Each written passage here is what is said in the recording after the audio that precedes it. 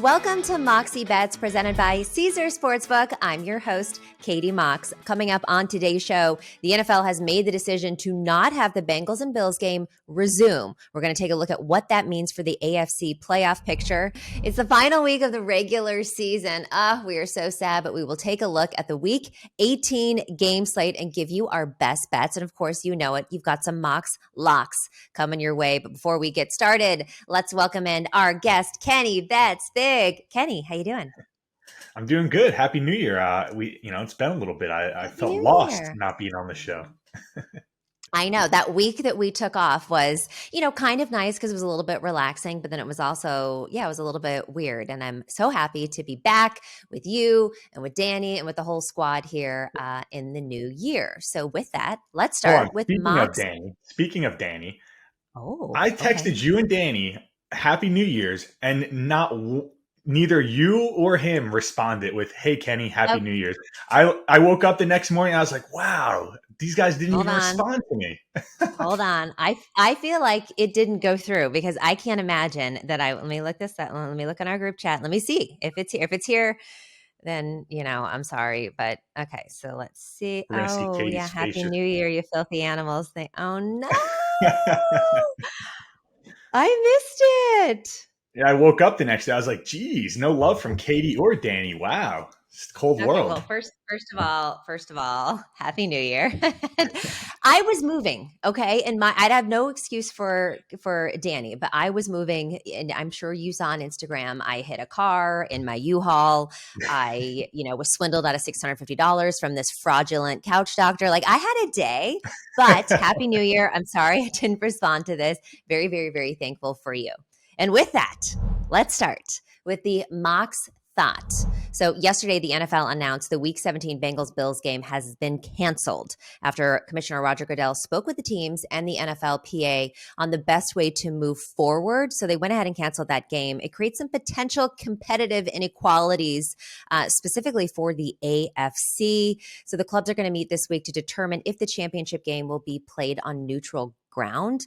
There's also something to consider with the Ravens. If the Ravens happen to defeat the Bengals, which I don't see happening in this Week 18 matchup, then there'll be a coin flip to determine where that particular game will be played. If the Ravens and Bengals do not face each other, the regular season scheduling procedures would come into play. What do you think of this, Kenny? I have some thoughts, but I'm curious what you think. I mean, it's one of those situations where I kind of feel like regardless of what you think, you just kind of have to accept it based on the circumstances of why we're in this situation. Yes. But as a fan, it's terrible. And luckily I'm not a fan of any of these teams, right? Like it's not the Patriots who this is happening to. Yeah. But you got to feel bad for the fans of those respective franchises, right? Like, if you're the Ravens and you win the division, like, and it comes down to a coin toss for home field advantage, it doesn't feel good. I'm shocked that they couldn't just like push a week back, right? Like you would think they could have pushed Week 18 back, played the Bengals on Monday night. But then what if they do that, Kenny? Then you don't get that week break leading up into the Super Bowl, which I think is even more important. And you can't push the Super Bowl date. So it's like, I think to your earlier point, this is the best outcome that they could do given the circumstances. And because the circumstances are so tragic. Although I will say, I read a report today that Damar Hamlin is breathing on his own, which is remarkable. He has, his brain, at least from what we can tell so far, intact as far as functioning. So all great news there. I think it gives everybody a big sigh of relief to be able to move forward. But this is really the best that can be done and the fairest outcome. But to your point, not having home field advantage is huge, especially in a playoff scenario. But I think if you ask any player in this league and any fan, really, when it comes down to it, what would you rather have? Damar Hamlin not doing well, and then we get this home field advantage, or us doing the right thing to make sure that the teams and the players, and most importantly Damar Hamlin, is in a good place. And this is kind of what we have to do. I feel like everybody's going to say, yeah, this sucks, but let's do it. Yeah, totally agree. And I don't expect the NFL shouldn't get too much backlash just given the circumstances. They're kind of just really nothing they can do about it. It's unfortunate. No. And well, I'm curious to see where that neutral field will be. Maybe Indianapolis, the Colts, because we know they're not going anywhere. Yeah, so we'll have to see what So happens there. But what what were you gonna say? happens if the Chiefs win Sat tomorrow against the Raiders and they lock up the number one seed? I'm assuming the AFC. Let's say if they make it there, right? They would have home field advantage throughout. I'm guessing though. I don't think so because the Bills had an opportunity to get the number one seed still. So depending on how that played out. So I think the AFC Championship game in general will be on neutral field because the Bills did have a shot at securing that number one seed. And then the tie of the game kind of puts that into question. I think the number one seed, I think what they're doing now is the number one seed is just neutral. It doesn't matter in the Okay, AFC. Yeah, that I changes know, a lot. I kind mean, of confusing. it changes a lot of things. And some teams have, like the Chiefs, right, have one of the best home field advantages in football. That Yeah, stadium gets crazy. Or you look at Buffalo. Who wants to go to Buffalo in December and play football? How cold it is. So not that even could the Bills. change. Yeah, Yeah, so it could change a lot of things for a lot of teams. That could give advantages, disadvantages. it'll be interesting from a betting perspective. How to handicap that game, not having the home field advantage, and see what those lines look like. Of course, we still have to see who's going to be in it. I think it's look. I think it's going to be Chiefs and Bills. Maybe Chiefs Bengals, but I think it's going to be Chiefs Bills. No love for Herbert anymore and the Chargers. No, I've I've already lost money on them this year, and I've given up on them. And maybe next year I'll be optimistic at the beginning of the season again. But as of right now, no, I'm not I know they're getting Joey Bosa back, and I know they're getting healthier and they're starting to click. But I don't see them getting all the way to the AFC. Do you? You don't. It's not that You I don't do. I think there's better plays. But I don't hate the Chargers. I mean, they have Herbert. We we all know what he can do. They have the pieces on defense. Yeah, I mean, they've looked great all year, and they've just kind of been patching it injured. together as they go on the fly. So they're an interesting team. They're getting hot at the right moment, just like we've seen in years past. So. That would be wild. That would be wild. And I'm definitely not putting my money on that one. But let's move on here to Capper's Corner. With Caesars Sportsbook and Casino, every bet earns with Caesars Rewards. That means whether you win or lose, you're always earning towards perks like free stays at iconic Caesars properties, game tickets, dining, and more. And if you haven't started yet, here's a reminder. Your first bet is on Caesars, up to $1,250. Download the app with promo code OMAHAFULL and place your first bet. If you win, congrats. If you don't, you'll get it back as a free bet. Time for Capper's Corner. Let's welcome back on our guest, Kenny Bets Big. All right, the regular season is coming to a close. It's very, very depressing. However, we still have a full weekend of football with games on both Saturday and Sunday. Let's take a look at who's in the lineup. Well, for the 1 p.m. slate, well, actually, we got 2 Saturday games. You got the Chiefs and the Raiders. Chiefs are laying 9. You got the Titans and the Jags. Jags are laying 6.5. And then on Sunday, we have 8 games on the 1 p.m. slate, including some big matchups like Patriots, Bills, Jets, and Dolphins, and then your Bucks and the Falcons. What are 3 game side bets from both the Saturday slate and this 1 p.m. slate? So that's a total of 10 games that you like. Start with your first Yeah. one. First one, looking at the Titans, Saturday versus the Jaguars. Jaguars, the public darling right now. Trevor Lawrence has been balling out. Finally looks like that number one quarterback everyone thought he would be. But Yeah, the Titans, for whatever reason, like it seems like every year we've talked about it where they're just always counted out. Last year, yeah. Derrick Henry goes down. Everyone wrote him off. Mike Vrabel rallies the troops and they get the number one seed in the AFC.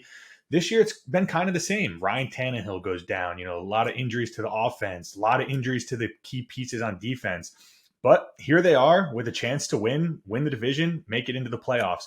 Mike Vrabel, 21-9-2 against the spread as an underdog of 3 or more points. That's good for 70% for those listening that are not good at math. Wow. If you're hitting 70%, you're making a lot of money.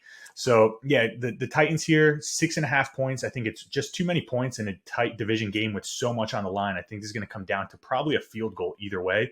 And then one of my favorite angles, if you've been following along on the show, is fading teams coming off a huge win the week prior. Jags coming off a 31-3 win. So anytime you get a team coming off a win of 17 or more points, it's a perfect spot to fade them that following week. Ooh, that's so interesting. And I will say, I feel like Brian Dable and, Vrabel, they're dogs. And those are two coaches that you just can't count out. And I will say, all you got to do is give the ball to Derrick Henry. As long as Derrick Henry is healthy, I feel like the Titans offense can still score points. So I like that. I'm going to go Ravens team total under 16.5. It was 18, which I liked better, but this has dropped down. It's at minus 115. We don't know who's playing quarterback, but it's looking like it's going to be the third stringer, which is Anthony Brown. The Ravens have the fewest points per game scored at just 11.8 since week 13. That's, of course, when Lamar Jackson left with injury. They have had 5 straight games with 17 points or fewer. And look, Joe Burrow came out in a press conference and he said that the team doesn't even want to play this game after last week's scary ordeal. But stopping the Ravens, especially, with this third stringer at quarterback, is really just about stopping the run game. And that's something the Bengals have been pretty good at during their recent streak. So I don't see a whole lot of points for the Ravens. I don't think they have a prayer of winning this game. I don't think they're going to score that much. I like them under 16.5. Katie, you got to put some respect on Anthony Brown's name. He's actually from my area. He's from the town. He's from the town over from where I'm from. And when he was growing up, he was like kind of like a local legend in New Jersey. His nickname was Little Michael Vick, because he was he could do crazy stuff on the field. So, I mean, maybe he steps in and lights it up for the Ravens one game. Put some respect. And look, this has been the year of the backup quarterbacks, the third string quarterbacks that have been playing really well. Obviously, Brock Purdy being number one in my heart and also on the scoreboard. But you never know. You never know. But recent trends will tell me that the Ravens are not going to be putting up points. All right, what's your second game side bet? All right, and I know I said I was done with him a couple times. But, oh no, Kenny. Yeah, but listen, Tom is looking to avoid his first losing season ever in his 21-year career. The books have the Buccaneers at plus 162 on the money line. They made it into the playoffs. I've been saying all year, they're going to hit their stride right as the playoffs come around. They're going to make it, and they're going to go on to the Super Bowl and win it all. Well, this is where it all starts to happen. Yeah, so give me the Bucs money line. Tom Brady versus Desmond Ridder. We all know what Tom Brady does against rookie quarterbacks throughout his career, and I just don't see Tom Brady having his first losing season ever. So, yeah, give me the Bucs to win that one against the lowly Falcons. I don't hate that, actually. And at plus 165, I like that even more. We do know that Tom Brady likes these fourth quarter comebacks. But what I will say is this is going under 40.5. So Todd Bowles did announce that Brady and all of the starters will play this week, but that doesn't matter because this offense sucks. Okay. They average 18.5 points per game this season. And yes, Tom Brady did just throw for 432 yards and 3 touchdowns against Carolina, but that was an outlier. Okay. That's not what he's been like all season. I think the old man is going to take it a little bit easier this game in the second half. I think they come out, maybe they get a good lead. And look, 7 of the last 8 Falcons games have gone under the point total line. So let's get Tom Brady to win, but let's not score a lot of points under 40.5. Yeah, I like that under.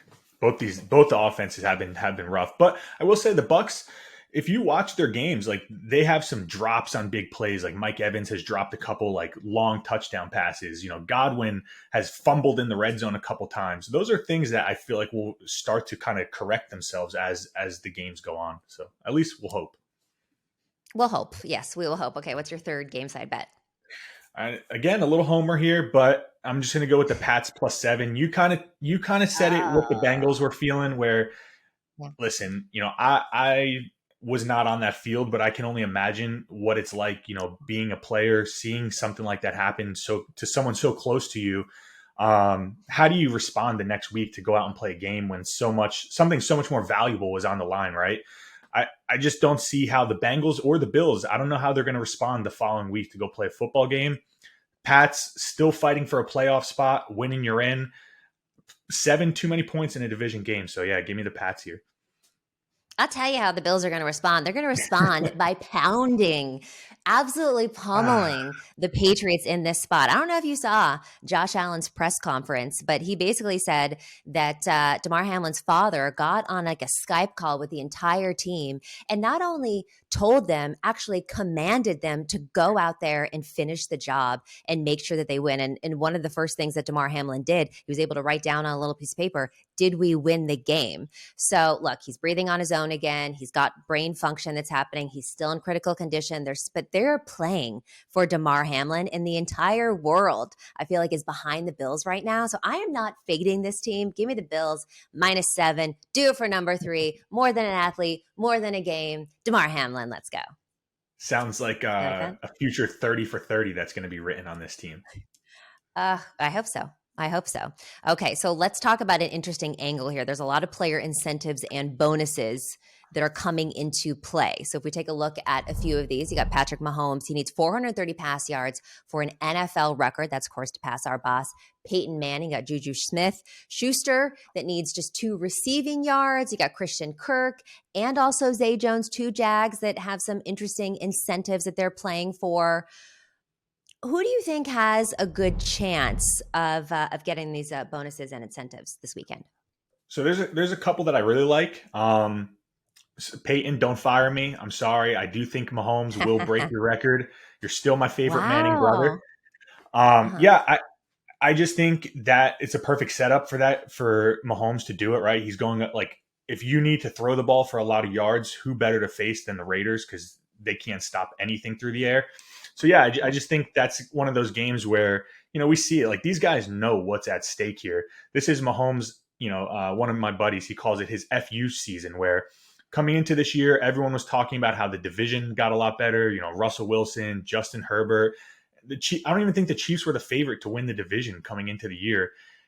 No one was Yeah. talking about Mahomes for MVP. They just kind of wrote the Chiefs off, and I did it too, so I'm responsible as well. And Mahomes just said, guys, don't forget about me. So I think Yeah. this would be just the ultimate like cherry on top to a great season where he goes out, breaks the single season passing record. So I think he'll hit that. What do you think of that one?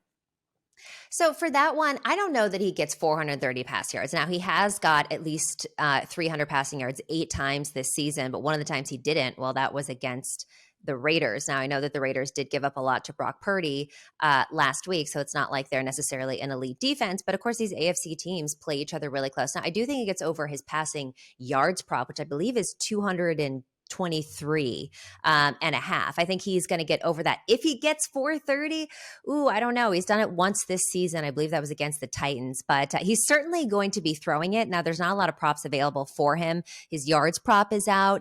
I would look at his attempts because he's definitely going to be slinging it. So whenever that line comes up, I would look at that. But yeah, look, he's going to get close to it. I think he goes over yards. I think he goes over attempts. If he gets 430, I don't know. A couple other ones I like about looking at this Jags game. Christian Kirk, all he needs is 2 receptions. His prop line is 4.5. I definitely think that that Lawrence is going to be feeding Christian Kirk the ball. Now, I don't know that he gets over his receiving yards. I believe that's at 58.5. He needs 91. He's been pretty hit or miss in the last few games, but I certainly think he's going to get the target. So I like him on that one. And Zay Jones, I really like. I think that he needs 98 receiving yards. He's been quietly really good, and I feel like Christian Kirk kind of gets a lot of the attention, but Zay Jones has been a workhorse and has been a dog. He needs 2 receptions for $250,000 and 98 receiving yards for $500,000. I think he's got a better chance of getting this even than Christian Kirk does. So I have another Jaguar who's looking to get paid too. Trevor Lawrence could just be getting people paid on Saturday. You got Kirk, Let's Zay go. Jones, and Evan Ingram. Evan Ingram needs Yes. 61 Yes. receiving yards for $200,000 bonus. Let me tell you something, Katie. The Titans defense allows the most targets per game to tight ends and the second most yards per game to tight ends. Not only that, Zay Jones and Christian Kirk, they're on contract deals. Like they're signed next year. Evan Ingram's a free agent next year, and him and Trevor Lawrence have meshed pretty well. I wouldn't be shocked if Lawrence is feeding Ingram the ball, let him hit that bonus, give him a little sweetening up their return to Jacksonville next season. That's honestly one of my favorite plays. I sent that out to my clients as a 3-unit bet. His prop, you can find it on Caesars, which actually has the best line for Evan Ingram. It's at 49.5 receiving yards. I love that. I think he hits that pretty easy this weekend. I love that as well. And I love a tight end prop, and I've been making some money off of Ingram and just tight ends in general. So I love that as well. And I do think it's interesting because, again, I think these wide receivers get a lot of the attention. But, Ingram, he didn't sign a multi-year deal. So he has more incentive to play for this. So I absolutely love that bet. If we look at the Sunday games, you got Justin Jefferson needs 194 receptions. Like, duh, he's getting that one. Now his prop line isn't even out yet. And it's so interesting because a lot of these prop lines aren't out yet. And maybe it's because of these incentives and bonuses. And they know that, people that are listening to our podcast and other sharp bettors are going to be hammering these kind of things. So they're waiting until the last minute. But you got Justin Jefferson needs 194 reception yards for the NFL season record. I think he gets that. You got Zadarius Smith. He needs just a half sack for $750,000. Hell yeah, get that man a sack. I mean, I'd be afraid to be a quarterback going against him who's playing for $750,000. And you got Carl Lawson also needs one sack for $600,000. Any of those that you like? It's like you remember I don't know if you watched then, Brett Favre, when Strahan needed a sack, Brett Favre just like laid down and let Strahan sack him. If I'm him I love that. Yeah, and I got a $750,000 bonus. I'm calling up the lineman. I'm saying, "Hey, man, let me get through. I'll throw you 50,000." um, Now, I like the Justin Jefferson one with you. I'm with you on that one. He had 154 yards against the Bears last time they played earlier this season, and the Bears are dead last in the NFL in regards to DVOA versus opposing number one wide receivers. And it seems just like yesterday where we were doing this show over the summer, and we were kind of picking who do we think is going to lead the league in receiving and rushing. And I remember you picked Justin Jefferson and you said he's coming into this year. He said he's going to break the record. He's coming out this year, and he's 194 yards away. So yeah, I think they're just going to be feeding him the rock. And I think he honestly breaks the 194 yards. I think he can hit that. I think he can too. And I definitely think that Kirk Cousins is just going to be feeding him the ball all day long. So we'll be excited to look at that. And I hope that the quarterbacks and the linemen have a little agreement here to get the big boys paid because they definitely deserve it. All right, let's take a look at the 425 slate. We've got some pretty good matchups later in the afternoon. Cardinals, 49ers. Niners laying 14. That's a little scary to me, even as a Niners fan. You got the boys versus the Commanders. Cowboys laying 7.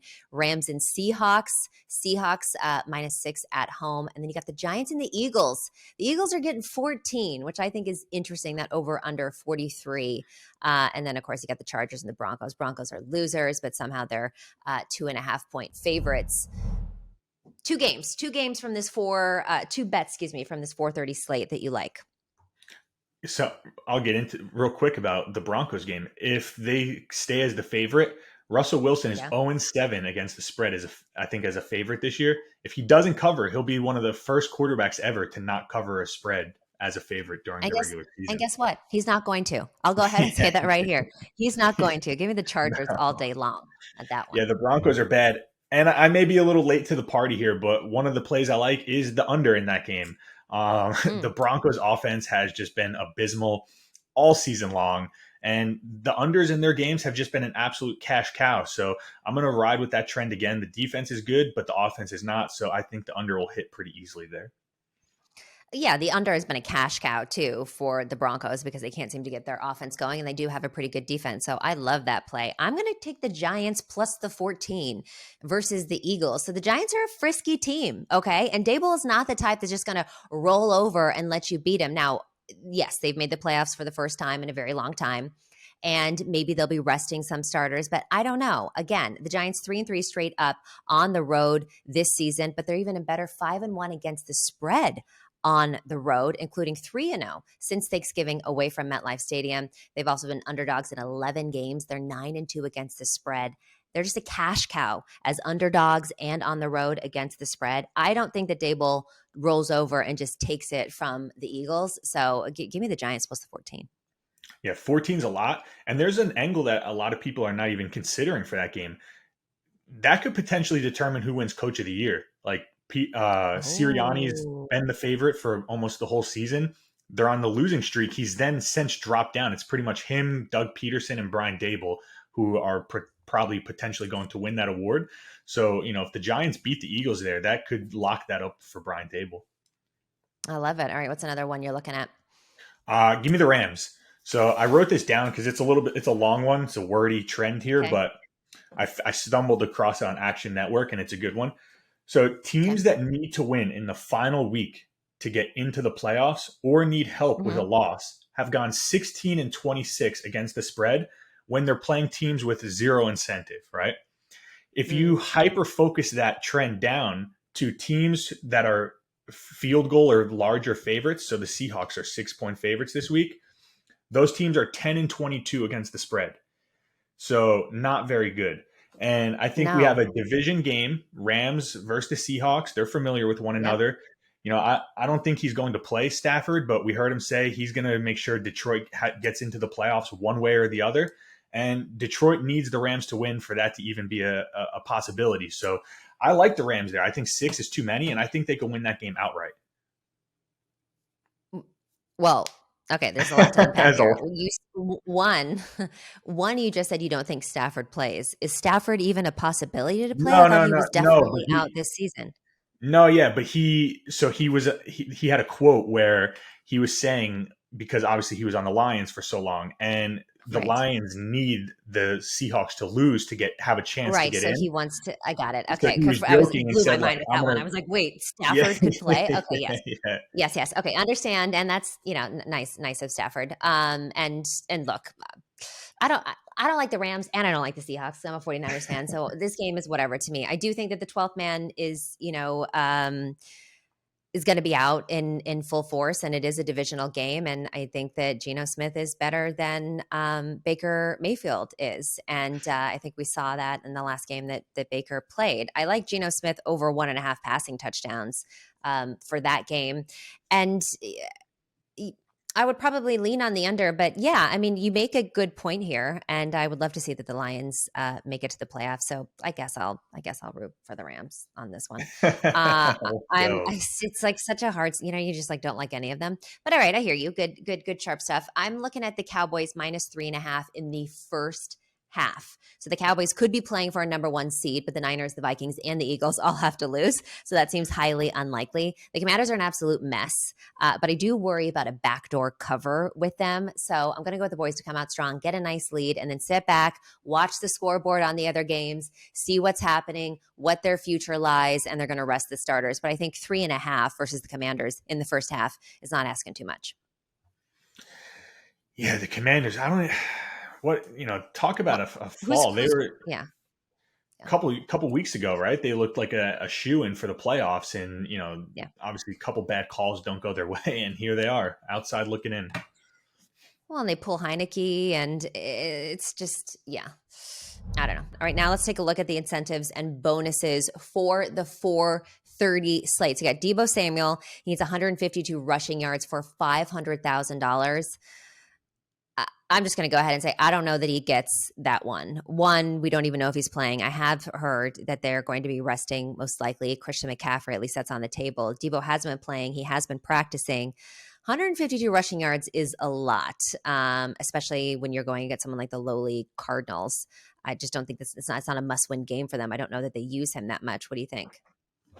Yeah, it's a tough one. 154 is a lot for anyone, especially for a wide receiver, right? That's not getting 30 carries a game. Right. Um, I forget that he's a wide receiver. Yeah. yeah.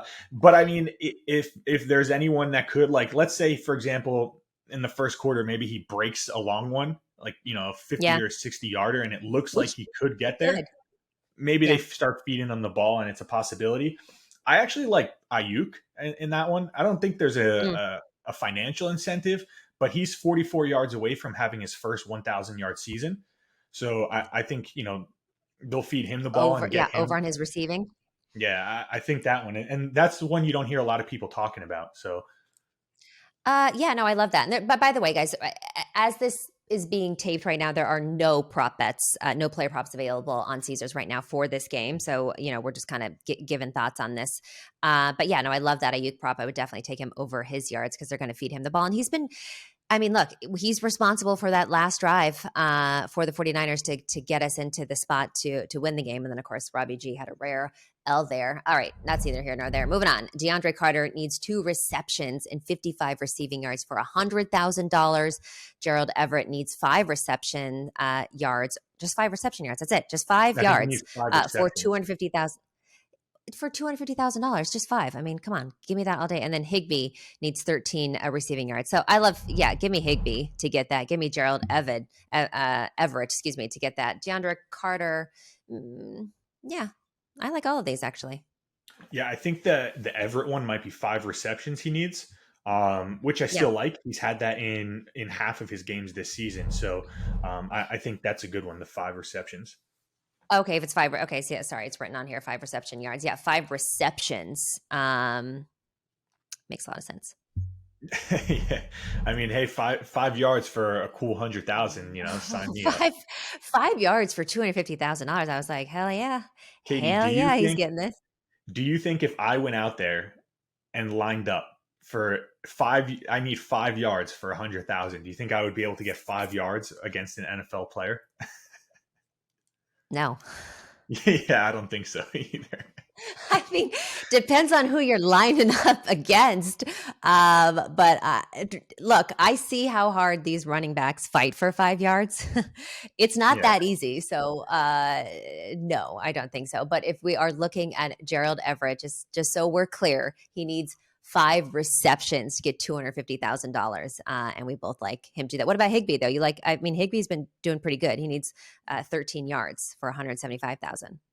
Yeah, 13 yards. I think they definitely hit. The Seahawks not very strong against tight ends. We've seen that a couple. Kittle's had monster games versus them. We've called. So yeah, I think Higbee will hit that, and he's had a good connection with Baker Mayfield. So 13 yards, I think he hits that easy. All right, let's talk Sunday night football. The Lions versus the Packers. The Lions are attempting to sweep the Packers this season. They won the first game.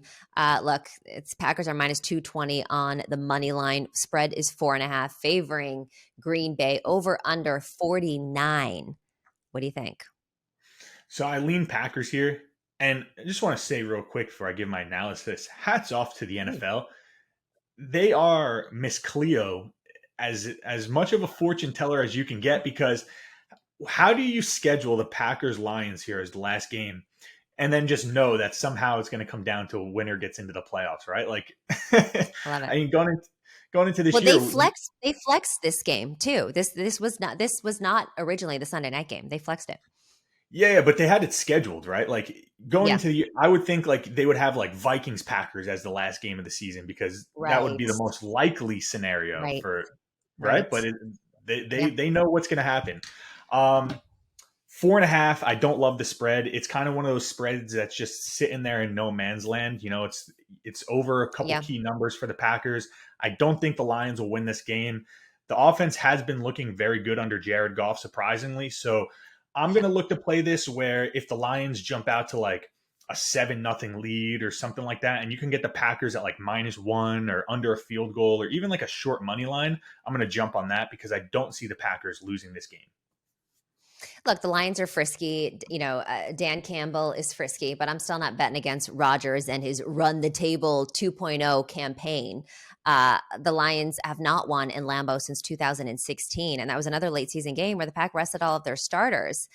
Aaron Rodgers is on a mission. Again, the last time he said we're going to run the table and win out, they needed 6 straight wins. They got 6 straight wins. They've got 4 straight wins right now. They need a 5th to get in. I'm not betting against it. So yeah, I will lean Packers minus the 4.5 here as well.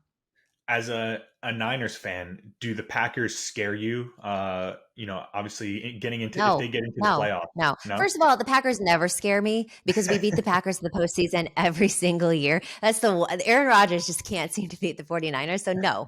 And certainly not this year do they scare me. That they scared me last year. I didn't think that we would go in and win that game in Lambeau. I thought that last year was it was the last dance with Aaron Rodgers, and why am I blanking on the number 1 receiver? Devontae Devontae. Adams. Yeah, and so I thought that was going to be their year. And then, of course, 49ers play spoiler like they like to do for Aaron Rodgers. So, no, I'm not afraid of them. All right, now let's take a look at today's Caesars Sportsbook featured game parlays. All right, so there's a couple of them here. There is Home Sweet Home, Road Warriors, Set the Table, Always Sunny in Phoenix, and Get the Ball Rolling. These are all NBA same game parlays with crazy boosts, crazy fun boosts from our partners over at Caesars. Which one are you going to sprinkle a little bit on, Kenny? I'm going to go with Set the Table. Plus 800 is talking to me. It's a nice, good value. And it looks pretty easy. We got Trae Young over 9.5 assists. I mean, Trae Young drops dimes every game. LeBron James over 6.5 assists. And LeBron James over 2.5 3-pointers made. The 3-pointers made worries me. That's the toughest one out of the three legs. But LeBron's been balling and no AD. I think he's got to keep carrying the team. All right, I love that. I'm going to go with It's Always Sunny in Phoenix. This is Phoenix money line. Chris Paul, total assists over 8.5. McCall Bridges, total points over 15.5. DeAndre Ayton, rebounds over 9.5 is a plus 580. The Suns are 14-5 at home, and they're going against the league's lowest scoring offense. So it's always going to be sunny in Phoenix for me tonight, plus 580. Okay, moving on to Mox Locks. What are the 2 bets that you're definitely taking to the window? So I wanted to mix it up for the people. You know, we covered NFL during the show. So I figured I'd go college basketball. I've been crushing college basketball this season, so let's keep it rolling. The lines aren't out yet, but I just know I'm going to take them regardless. West Virginia, home versus Kansas. Press Virginia, West Virginia, when they play Kansas, always a tight matchup. They're always coming down to the wire. So I like them a lot. I'm sure they'll be getting points at home. And Oklahoma State versus Texas. Sorry, I had a brain fart there. Texas just lost their coach, Chris Beard, who, had his own personal things going on. So they had to fire him. I think coming into Oklahoma State, very hostile environment, tough place to play. I think Oklahoma State will be able to keep that one close and get the win. I love those. I'm going to go back to what we were talking about earlier on some of these incentives. I'm taking Patrick Mahomes over 322.5 passing yards. The Chiefs lead the NFL in passing yards on the road this season. Mahomes has thrown for at least 300 yards 8 times this season. And in fact, one of those was against the Raiders, where he did not end up getting 300 yards. But that said, he averages 323 passing yards per game against the Raiders in his career. So I tend to lean with that stat. Also, the Raiders defense finished dead last in EPA per play last week against the 49ers. And as much as I love me some Brock Purdy, I wouldn't dare compare him to Patrick Mahomes. He needs 430 to pass Peyton Manning. He's done that once this season versus Tennessee with 446. Does he get there again? I don't think so, but I'm definitely taking him over the 32.5. And I'm also going to take Christian Kirk over 4.5 receptions. He's at minus 142. The last couple of weeks, he has not been getting a lot of targets, just 2 and 3. And that's certainly reflected in his yardage being so low. So there's no denying, though, that Kirk is one of Lawrence's favorite receivers. I definitely see him increasing his target share and trying to help get his buddy into the bonus land, especially against this Titans secondary that has been absolutely dreadful. Just don't know that he gets the yards based on his recent performance, which is why I like him over his 4.5 receptions a little bit better. It's something that he's hit in 5 of his last 8. All right, everybody, this has been Moxie Bets presented by Caesars Sportsbook. Thanks for tuning in on behalf of Kenny and myself. Don't forget to follow us on social at Moxie Bets.